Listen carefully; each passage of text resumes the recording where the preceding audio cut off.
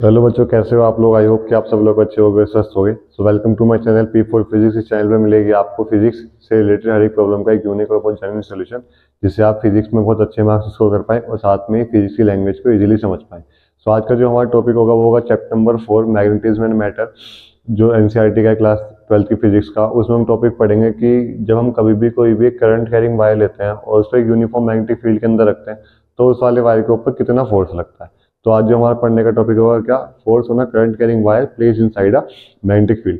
तो उसके लिए हम क्या मान के चलते हैं कि हमारे पास एक मैग्नेटिक फील्ड है और मैग्नेटिक फील्ड की डायरेक्शन क्या है, inside the plane of paper. Magnetic field की डायरेक्शन क्या मानी जाएगी, हमेशा inside of plane of paper, इस वाले केस के लिए, ठीक है।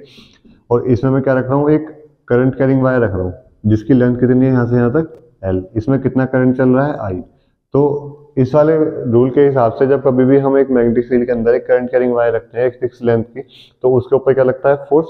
उसके जो फोर्स की वैल्यू होती है वो डायरेक्टली प्रोपोर्शनल होती है इसमें कितना करंट है, डायरेक्टली प्रोपोर्शनल इस वाले वायर की लेंथ कितनी है, डायरेक्टली प्रोपोर्शनल है कि कितने मैग्नेटिक फील्ड में वो रखा गया है। तो जो फोर्स का फॉर्मूला लगेगा इस वाले केस के लिए वो क्या लगेगा, F equals to I L B sine theta. आप इसको याद कर लो, F equals to I L B sine theta. कहने का मतलब अगर मैं कोई भी एक वायर लूंगा जिसमें करंट है और वो मैग्नेटिक फील्ड के अंदर रखा जाएगा तो उस वाले वायर के ऊपर कितना फोर्स लगेगा, I L B sine theta. अब यहाँ जो ट्रिग्नोमेट्रिक फंक्शन है साइन थीटा, ये बहुत इंपॉर्टेंट रोल प्ले कर रहा है। क्यों, मान लीजिए आपके पास एक वायर है, उस वायर की आपके पास लेंथ भी है और उस वायर की आपके पास मैग्नेटिक फील्ड भी है। आपके पास लेंथ, मैग्नेटिक फील्ड और करंट तीनों ही चीज है। अगर मेरे पास ये तीनों चीजें वायर के लिए क्या तब भी मेरा मैग्नेटिक फील्ड जीरो हो सकता है, तो आंसर है यस, बिल्कुल जीरो हो सकता है। क्यों, अगर मैं साइन थीटा की वैल्यू जीरो मान लूँ, साइन थीटा की वैल्यू क्या मान लूँ, जीरो। कहने का मतलब थीटा की वैल्यू क्या आ गई, 0 डिग्री। अगर ऐसा कभी होता है तो इसका मतलब क्या हो गया कि जो मेरा एल और बी आपस में क्या है, पैरेलल। एल और बी आपस में क्या है, पैरेलल। अगर मेरी लेंथ और मैग्नेटिक फील्ड दोनों आपस में क्या होंगे, पैरेलल, तो हमेशा वो उनके हमेशा जो हमारे पास वायर है उसके ऊपर जो भी फोर्स लगेगा वो क्या लगेगा, जीरो। क्यों, मान लीजिए मैग्नेटिक फील्ड इस तरफ चल रहा है अंदर की तरफ और आपने वायर भी इस तरीके से रख दिया अंदर की तरफ, तो वायर के ऊपर कोई फोर्स नहीं लगेगा। लेकिन अगर आपने वायर इस तरीके से रखा और मैग्नेटिक फील्ड अंदर की तरफ जा रहा है तो उसके ऊपर कोई फोर्स लगेगा, उस वाले फोर्स की वैल्यू क्या होगी, F equals to I L B sine theta, ठीक है। अगर मैं आपसे पूछूं कि मैक्सिमम फोर्स की वैल्यू क्या होगी तो आप क्या बोलोगे, F equals to I L B, क्योंकि साइन थीटा की मैक्सिमम वैल्यू क्या हो सकती है, 1। इससे ज्यादा कभी वैल्यू हो नहीं सकती। ओ 1 कब होगी, जब थीटा की वैल्यू क्या होगी, 90 डिग्री। कहने का मतलब L and B are perpendicular to each other. जब मेरे लेंथ और मैग्नेटिक फील्ड आपस में क्या होंगे, परपेंडिकुलर, जब मैं क्या बोलूंगा, मेरे फोर्स की वैल्यू क्या है, मैक्सिमम। और वही क्या कंडीशन होती है मैक्सिमम फोर्स की, अगर कोई भी हम एक वायर लेंगे वो करंट कैरिंग वायर लेंगे किसमें, मैग्नेटिक फील्ड के अंदर।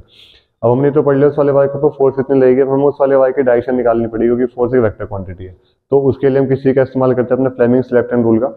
उसके हिसाब से हम क्या पढ़ते हैं कि हमारा जो हमारे पास अभी हमें दो चीजें पता है, एक हमें लेंथ पता है, सॉरी एक हमें करंट पता है और एक हमें मैग्नेटिक फील्ड पता है। तो अगर हमें करंट और मैग्नेटिक फील्ड दोनों पता है तो हम उसको उसको सोल्व करके किस तरीके से अपने फोर्स वैल्यू निकाल सकते हैं। तो उसके लिए Fleming's left hand rule, Fleming's left hand rule क्या बोलता है कि आप एक अपने जो जैसे ऐसे गोली बनाते हैं ना सर, गोली बनाते हैं इस तरीके से, तो इस वाले ये तीनों आपकी ये वाली फिंगर है और जो ये वाली फिंगर, ये वाली फिंगर, थंब जो है, इन तीन आपस में क्या mutually perpendicular to each other. तो मैं क्या मान के चलता हूँ, ए बी और सी। क्या मानता हूँ मैं, थंब को ए और इस वाली फिंगर को बी और इस वाली फिंगर को सी। तो ये क्या हो गया, ए बी एंड सी। तो बी हमेशा क्या होगा, मैग्नेटिक फील्ड, और सी हमेशा क्या हो गया, करंट। तो मेरा ए क्या होगा, हमेशा फोर्स। अब देखो हम उसको कैसे अप्लाई करेंगे, मैग्नेटिक फील्ड कहाँ जा रहा है, अंदर की तरफ, तो ये वाली फिंगर कहाँ जाएगी, अंदर की तरफ। करंट किस तरफ चल रहा है, लेफ्ट हैंड की तरफ, तो करंट लेफ्ट हैंड की तरफ चला गया, तो फोर्स ना लगेगा इसमें, ऊपर की तरफ। तो कहने का मतलब वायर के ऊपर फोर्स की डायरेक्शन होगा ऊपर की तरफ। तो फोर्स की डायरेक्शन का निकाल दी मैंने, ऊपर की तरफ, ठीक है। अब इसका बहुत मोस्ट पॉपुलर क्वेश्चन एक ये भी आता है कि अगर इसके ऊपर फोर्स लग रहा है तो क्या इसके ऊपर ग्रेविटी भी तो लगेगी ना, ग्रेविटी तो कहाँ खींच के ले जाएगी, नीचे की तरफ। तो ग्रेविटी के हिसाब से कहाँ जाना चाहिए, नीचे की तरफ। अब इस वाले वायर पे दो फोर्स हो गए, एक तो ग्रेविटी वाला mg और एक इसका खुद का फोर्स, मैग्नेटिक फोर्स जो था। अगर अब देखो तीन केस बन सकते हैं। पहला केस क्या बनेगा कि जो मैग्नेटिक फोर्स है वो ग्रेटर देन mg से, ठीक है। दूसरा केस क्या बन सकता है, मैग्नेटिक फोर्स स्मॉलर देन किससे, mg से। तीसरा क्या बन सकता है कि मैग्नेटिक फोर्स इक्वल हो किसके, mg के। अच्छा पहले केस मान के चलते हैं, अगर मेरा मैग्नेटिक फोर्स ज्यादा होगा mg से तो क्या होगा, वायर का मूव करेगा ऊपर की तरफ, ठीक है। अगर मेरा ये वाला मैग्नेटिक फोर्स कम हो mg से और mg फोर्स ज्यादा हो तो ये वायर का मूव करेगा नीचे under the influence of gravity. Third case क्या है कि अगर F इक्वल्स टू mg, कहने का मतलब अगर मेरा ये वाला जो मैग्नेटिक फोर्स है ये मेरे वेट के बराबर हो जाए, mg वाले फोर्स के बराबर हो जाए, तो उस समय क्या मैं इक्वेशन निकाल दूंगा क्या, कि जो मेरी ILB की वैल्यू है वो किसके बराबर हो जाएगी, m इंटू जी के, ठीक है। तो यहाँ से वो मुझसे कुछ भी पूछ सकता है कि find the value of magnetic field या find the value of mass which can be suspended by the magnetic field, और कि वो इक्विलिब्रियम में हो, क्योंकि जब एफ ये वाला एफ इस वाले mg को बैलेंस कर लेगा तो वो अपने आप ही किस में आ जाएगी, इक्विलिब्रियम में। सो आई होप कि आपको ये वाली वीडियो इन्फॉर्मेटिव लगी होगी और आपको समझ भी आ गया होगा कि एक वायर के ऊपर अगर कभी करंट चल रहा है तो उसके ऊपर कितना फोर्स लगेगा। अगर ये वाली वीडियो आपको पसंद आई तो प्लीज लाइक करें, शेयर करें, सब्सक्राइब करें इस चैनल को, and thank you for watching.